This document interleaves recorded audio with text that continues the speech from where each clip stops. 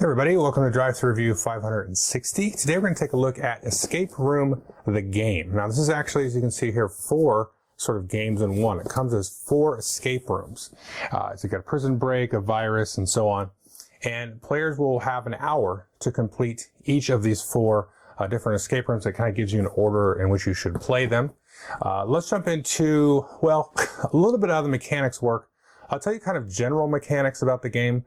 There's actually not a lot I can really show you about the components except for a handful, because showing you, kind of anything might give you some kind of clues and stuff like that. But I'll talk a little bit about it, just some of the generic ways that you go about solving clues in this, which is actually very interesting. And then I'll come back and I'll tell you what I think. Okay, so this is basically all I'm going to show you. Now, like I said, the game comes with the 4: Prison Break, Virus, Nuclear Countdown, Temple of the Aztec. You've got the game rules here, which are very, very simple. And they basically just tell you how this chrono decoder works. Now, what's going to happen is you're going to open up an envelope like this. This is the Prison Break. This is the first one that you'll probably do. So you crack this open, and then it'll kind of get you along your way. Now, one of the things that's interesting about this and about all of the escape rooms in here is they're very visually oriented. So, for example, in this case, they give you a sort of a map or a picture of your prison cell. And there's all kinds of goodies on there to look at. And so as you move through these different escape rooms, not only are you going to have sort of these sort of brain ethereal kinds of puzzles to look at, you're going to have some kind of sort of physical space to kind of ground you in, which is great because a couple of other escape rooms I've played don't really have that. It's more kind of in your head and you kind of have to imagine it. But if you've ever done an actual escape room, you know that kind of the room and the environment and kind of the mood of everything is really going to be a big part of it. And there's actually some music and stuff that you can get offline, and you can play that kind of along with your hour that you're going to be in here. That's sort of set to the mood, which is really cool because, any good escape room is going to have those kind of thematic twists and everything. So you're going to work through some different puzzles, and there are puzzles for all different skill levels. I've been playing this only with my family, and we've had all a good time doing that. But how you're going to solve the puzzles is a very, very interesting thing. I'll talk about this hint card in a minute. But you have this chrono decoder, which I turned on. You need some batteries for it. And we're going to go ahead and hit start when we're ready. And so here we're going to see, I don't know how well you can see it on the camera. There you go. And it's going to start counting down, your 60 minutes. And there's a couple of other different puzzly things that are actually on the device, which I'm not going to show you. But based on the clues and different puzzles you get in here, as well as the map and things like that, you're going to say, okay, I'm going to start plugging in these keys, and I'm just going to do this randomly.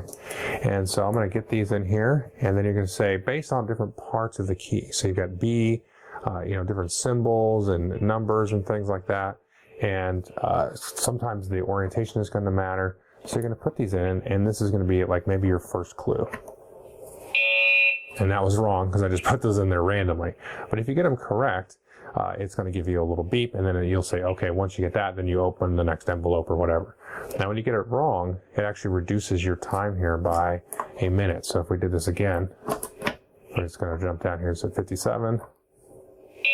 Now jump down to 56 there.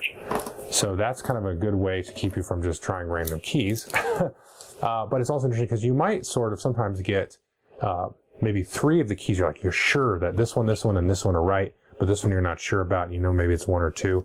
And that's actually similar to how I've experienced some escape rooms. I mean, some people might think, oh, that's kind of gamey. But no, if you're 2 minutes left and you're trying to get that last sort of number combination on the last door, to get out of the room, and the combination is 1, 2, 3, 6, and you're like, okay, I know it's 1, 2, 3 something, so 1, 2, 3, 4, 1, 2, 3, 5, 1, 2, 3, 6. Okay, good, we're out. That's part of the fun. It's kind of that last ditch race. So this kind of has that element to it. So I'll talk more about this in the review. So this is a very escape roomy type of thing. And to go along with that is also kind of the map and some of the visual elements in here. Now the last thing is a sort of hint card decoder. So I'm going to sort of cover this up, but you see it has this kind of like a weird patterning thing. And so different points in the escape room, when this buzzer goes off here, then you can then take the hint card that was for that particular time limit. And this is sort of like the escape room facilitator, if it was a real person, giving you hints on a monitor, slipping envelopes under the door, that kind of thing. And I'm not going to put it in here the correct way, but you'll slide it in here, and then it will reveal a clue. Because you can kind of look at these. Honestly, if you stared really hard at them, you can read it. So, but it's a nice little effect that you can kind of slide them in, and then you can read the hints. And that's very, again, like an actual escape room where they're kind of helping you or coaxing you along in case you get stuck. And the hints we found so far have been pretty, on point for the most part. So like I said, that's that. You get the 4 different escape rooms. They are definitely different in difficulty level. So you do, I think, want to kind of work through them, in the order it suggests. See, they're just trigger the 55-minute hint buzzer thing. So this is a really cool device as well. I'll talk more about this. So let's jump into now the review portion. So that is Escape Room, the game. So the first thing to mention here is the rule book. It's a very, very simple, small little rule book. I think if you had not ever played an escape room or been to an escape room or anything like that, you could definitely get this and pick up right from it. It's very, very simple. Get you right off the ground, up and running. Now, if you and your family or friends have not played it, wanted to see what an escape room is like, this is really, I think, your best bet. Now, the next thing to mention here, and I talk a little bit about this in the review, I'm not going to show any more of that, is the visual presence of the escape rooms. So, they give you a visual area, it grounds you into reality, it gets you into the theme, you've got the music that you can even download if you want. And the clues are not so much just like these esoteric, ethereal things, but it's also visual clues, and there's a sort of logical sense in the way that the rooms kind of unfold that is really, a lot like an escape room. And again, they give you the 4 in the box, so it's not just the 1 that you can do. You get 4 that you can do, and the way that they have put this Chrono Decoder together is very, very ingenious. I know they have some expansions planned that are coming, I think, relatively soon. I haven't seen what they're going to be like or anything. But you can theoretically imagine that they could have programmed this with, 50 different escape rooms. Because once you put in that first solution, that's a correct solution, it's going to know which room, room 1, room 2, the virus room or whatever that you're trying to do. So then it programs in the correct order for the next, several clues that you have to put in. So that's pretty cool because you'll be able to reuse this over and over and over again.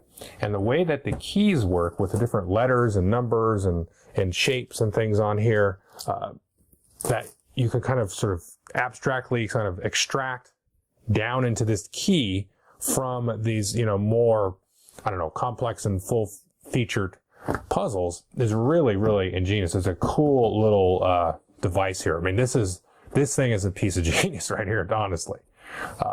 And so again, all of this kind of adds to that feeling of an actual escape room. It really brings, I think, as close as you can get, and it really, picks at those different parts of an escape room that are important. The theme of it, the setting, the place. They're very, very good clues. There are different skill levels. You definitely want to walk through these, in the order they suggest. So they kind of get your feet wet with the Prison Break 1, and then you want to go on from there. The other thing I want to mention, again, I talked about this in the walkthrough part, but this hint card thing is very interesting because, like if you heard on the alarm on the walkthrough, this tells you, when to look at the next hint card. And that is a lot like a real escape room. You're going to be kind of cruising along. They're going to drop little hints. You might be like, oh, okay, we already figured that out. Or, ooh, wow, we're really stumped on this. And maybe you'll get a hint that goes, oh, we're stupid. We were looking at this. And we had definitely an experience where we're really stuck on one part. And then we got a hint, like, kind of at the 11th hour. We're like, oh, man, we're looking at this part of the picture. We should have been looking at this part. And that kind of thing can happen where you get kind of so fixated on a particular part, you think that has something to do with the puzzle, where it really does not, then it really brings you back in. I will say there doesn't seem to be, we got hung up a few times, but I didn't feel like there was any really red herrings in here, which is one thing that is kind of annoying about escape rooms. I think people have different, opinions on that. Maybe some people like a lot of red herrings, and that kind of, diffuses some of the puzzle, makes it a little bit more difficult. I don't really like a ton of red herrings. It's a hard thing to do because you've got to put the puzzle in there, but you don't want it to just be super obvious so that, 5 or 6 people can just kind of put their minds to it and get through it. You want enough red herrings to kind of throw people off, but not just so much that you're like, oh, well, I went down this completely illogical path, and it would have made sense to normally. But I didn't feel like there was that much in here like that. It's like there was the perfect amount, I think. So I definitely highly, highly recommend this game. It's going to be ripe for expansion. So even though you only get kind of like 4 plays out of it, I mean, you could kind of cobble it back together and, do it for people. I mean, that's certainly possible by putting things back together, maybe printing out some stuff. But it's going to be expandable. It's going to be, rewarding and stuff, I think, over the long term, as well as just the initial 4 plays, which is, by today's standards, quite a bit. So I highly recommend the Escape Room, the game. Thanks.